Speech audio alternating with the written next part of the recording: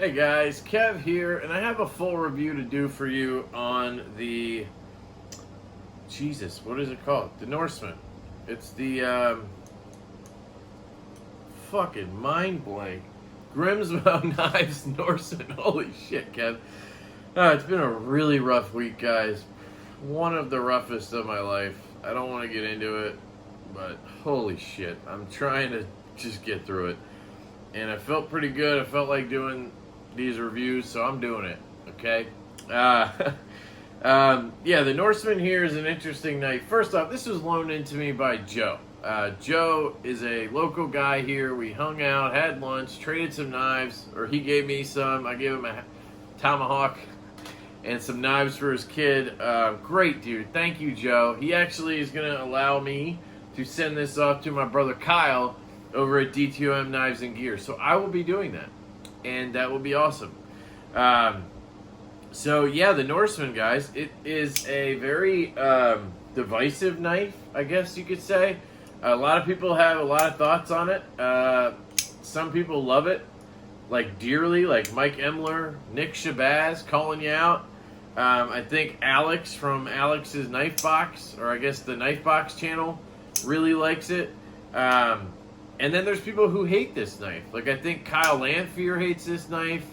I can't think of anybody else who, like, directly has stated they hate it.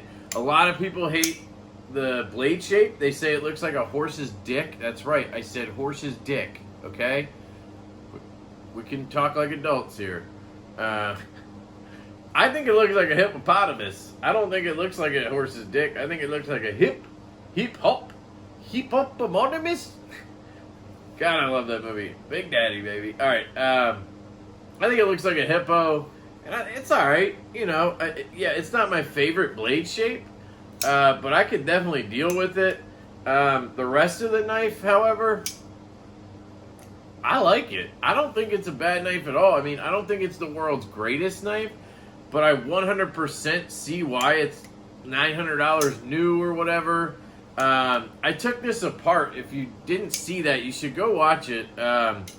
They literally they make every piece of this knife. Like, I think the only thing that is not made in the Grimsmo factory are the ceramic balls that go into the bearings. They even make the bearing cages. They say Grimsmo on them. They look awesome. They're awesome bearings.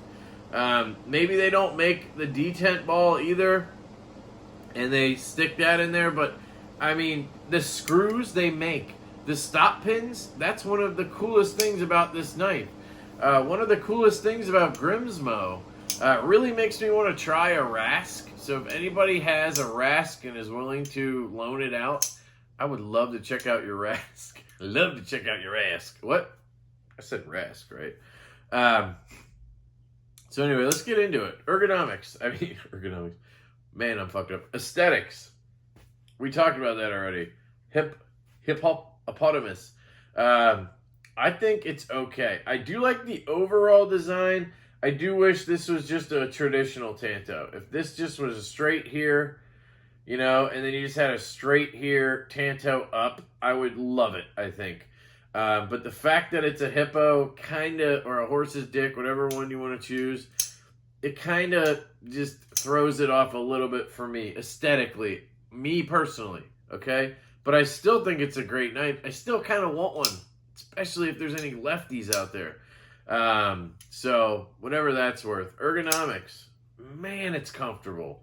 I mean, you have a ton of room here, guys. This is a big-ass knife. Let's see. Here is my Chavez 229. It's 3.6-inch blade. We are almost dead even there, so I'm guessing it's about a 3.75-inch blade. Hang on. Here is my Leon Ma Field Duty, which has a 3.75-inch blade. Bang. Nailed it. So there you go. Overall dimensions.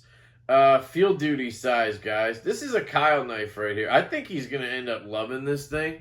We'll see how he feels about the overall look of it and the double bounce, but he might love it. Just saying. So anyway, ergonomics, big knife, comfortable knife, guys. I mean, it just fits really nicely in my hand. I'm loving it. You have this choily thing right here. Bang. Feels really good. You can grab that and choke up. I mean, look at all that knife sticking out. So it's a big knife. It's got a good edge on it. It came that way. Joe did not put this edge on there. He said it came with that. I don't think he's used it much. You know, expensive knives tend not to get used. Even though a lot of us say we use all our knives, and I do. But like if I have two on me and one of them's $1,000, I'm probably going to take out the one that's like a couple $100, right? It's just how it goes. So yeah, ergos are good. Cutting, again, didn't really cut with it much. I could grab something here. I'm sure it cuts great. It's RWL 34, which is what Grimsmo likes to use, which, you know, I usually complain about shit like that. Don't care. I mean, honestly, I'm getting to the point where I get it with custom makers. That's just what you're going to get. Whatever steel they're comfortable with, whatever steel they think they can work with easier, they can get a better finish on, get a better edge on. I mean, that's a lot of times what it is. They like the finishes they can get on certain steel. I will say there's guys using Nitro V now. Like, at least do that. You know, I like Nitro V a lot. My God, I can't think today. My Gavco is Nitro V. So yeah, cutting's good. You can see there, I didn't have any doubts. It does have a recurve, so you got to keep that in mind if you're going to buy one of these. Sharpening, blah, blah, blah. I would just send it to get sharpened like my other expensive knives, so I don't really care. Wouldn't bother me. Sounds. Man, the sounds are awesome on this.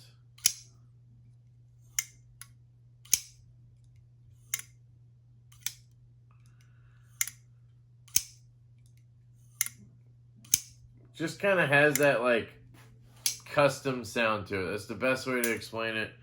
It flips open nicely. It closes nicely. It's got a customized detent. I mean, that's Grimsmo has built this knife from the ground up. Just has that kind of sound to it. You just kind of learn if you handle customs. I'm not trying to sound bougie, but, like, they have different sounds. They have very nice sounds. This is how they are. So, yeah. Sounds are good. Carry, I'll be honest, I pocketed this knife one time, and I did not really want to mess with it. It's just expensive, not mine. It just didn't feel right. It's right hand only. I don't know, so I didn't really mess with it. This clip is beautiful. I love how it's mounted from the inside. Just a gorgeous clip. It went in pocket well, came out well. I mean, it has good retention. Solid clip. Just can't speak to it very much. It's not uber heavy for the size or anything. Is there milling? I don't remember. No milling. But they're pretty thin slabs with good tolerances. That's one of the cool things about this knife. It's super thin, guys. It's like freaking like bug out stupid thin, which is what a lot of people love about it. It's that thin, yet you get 3 3/4 inch of blade, right? Who wouldn't love that? I guess people who don't like big knives, but I don't know. So we talked about cutting, carry, sounds, ergos, aesthetics. So let's talk action. That's the thing, right? So there are double stud versions, or you can order the double studs. So Joe actually has those coming in, so he's going to add them, but for now it's one stud. So if you're right-handed, bang, you got a really nice detent for the thumb flick. It's perfect, really. Detent on the flipper is a little light, but it's because of the thumb stud, so you got to just deal with it. You just flick it. If you just flick it, it goes. I have not failed it when not trying to, if you know what I mean. Like, if I do this, I can fail it, but I'm almost pinching it. Like, since I cleaned it out and tuned it, it's basically, like, you can't fail it. Maybe I could do it left-handed because I have more control. Yeah, but, I mean, you can see that. And if I just give it the normal flick, bang, it flies out. So, detent's perfect. You can do a reverse flick left-handed as long as you stay off the lock bar or stay low enough on the lock bar You can get the reverse flick very nicely, and you'll be able to do that right-handed with the double studs, which is nice. I think Joe said he would send the double studs to Kyle so he could experience it, which is pretty cool. Your dud nuts centered. Yeah, and then the biggest thing on this knife is the drop, right? That's what the whole shebang is about. The double bounce. And you'll see there, it bounces off and then sucks in. You just have to wait for it. That's the thing. If you're too impatient, you're gonna go to flick and then you're stuck, right?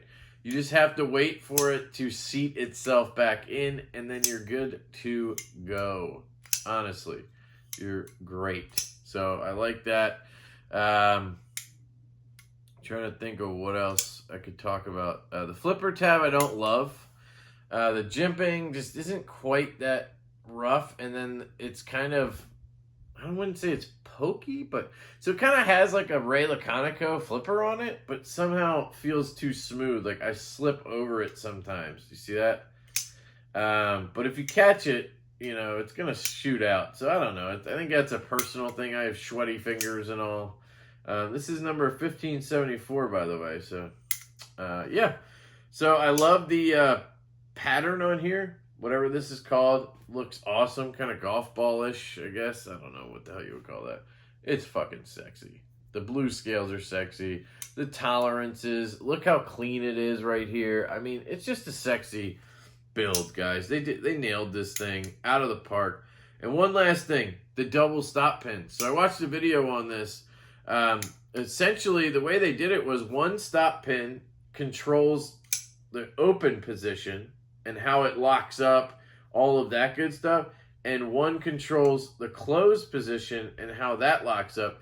And basically, it allows them the freedom to adjust one or the other without having to mess with the lock bar and shave shit off and do all that. They can just replace the stop pin, make it a little smaller, bang.